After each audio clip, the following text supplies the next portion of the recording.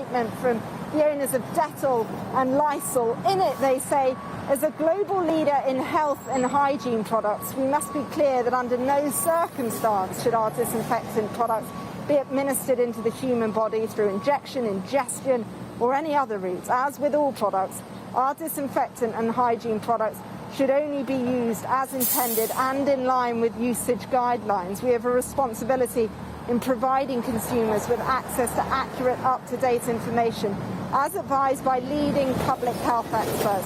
For this and other myth-busting facts, it says, please visit covid19facts.com.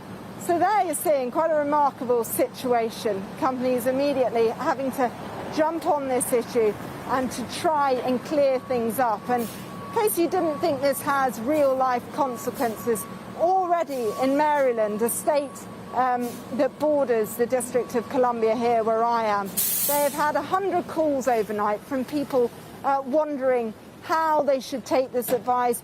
Should they start purchasing disinfectant? The message is firmly, absolutely not. And this is not the only mess around government advice. Hydroxychloroquine, you'll remember, Jonathan, that was the anti-malarial that Donald Trump was touting as a possible cure. Well, the Federal Drug Administration has said, no, people should not take that. It could cause, they now understand, heart complications. A study also has just come out saying that, in fact, it results in more deaths, not fewer. And yet, Donald Trump, even today, is saying there are two sides, that he's spoken to the Honduran president, and he said that he's had incredible results with the drug. So we're seeing real dividing lines here, and with potentially very alarming consequences. OK, Cordelia in Washington, thank you very much indeed. And I'm sure you don't need me to remind you, but just to reiterate, ingesting disinfectants in any way, shape or form can be highly dangerous. Cleaning products should only be used as intended and in line with the safety information on the label. Now, back here, the Metropolitan Police are arresting an average of 100 people a day for domestic violence during the lockdown. Charges and cautions are up by almost a quarter since March the 9th, when people with coronavirus symptoms were first asked to self-isolate. Inzamam Rashid has more worrying figures, these.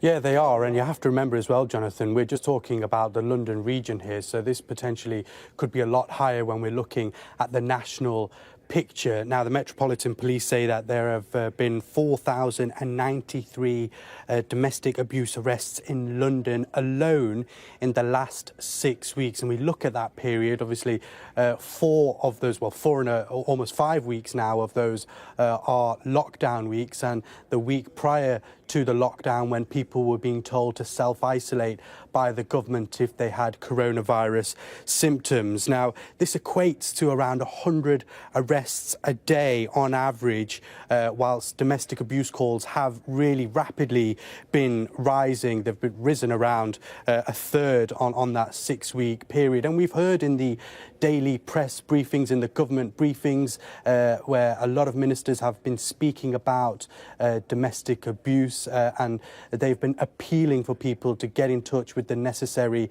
helplines if anyone at home is a victim to domestic abuse. And we've really seen domestic abuse campaigns as well over the last 6 weeks or so. A lot of charities have been pushing their campaigns online and a lot in the media as well for people to get in touch and to talk about their issues. But some of these worrying stats continue as well, Jonathan, from the Metropolitan Police. They are saying that from the 9th of March to the 19th of April, they've seen a 9% increase on that same period from last year, with 17,275 domestic abuse incidents being recorded. And obviously these are incredibly worrying figures, especially during this coronavirus lockdown.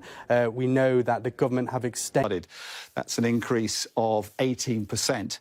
Almost 53,000 of those deaths were among people aged over 65, which is 20% higher than usual. But even younger age groups, those aged between 15 and 60... Much worse. That's because there's also been a spike in the number of people dying who have not been officially diagnosed with COVID-19. Here's Dominic Waghorn with more. Perhaps the best way to measure the impact of a pandemic is to look at how many more people are dying than might usually be expected at this time of year, what we call country studied. That's an increase of 18%. Almost 53,000 of those deaths were among people aged over 65, which is 20% higher than usual.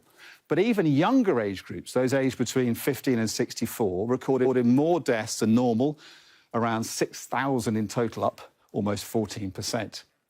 With countries recording their COVID-19 deaths differently, this data is really valuable. It gives us a clearer picture than we've had yet of how many extra deaths the virus could be causing. Dominic Waghorn there. You're watching Sky News. Still to come, we're going to have the latest from Brussels on talks to reach a post-Brexit trade deal with the EU.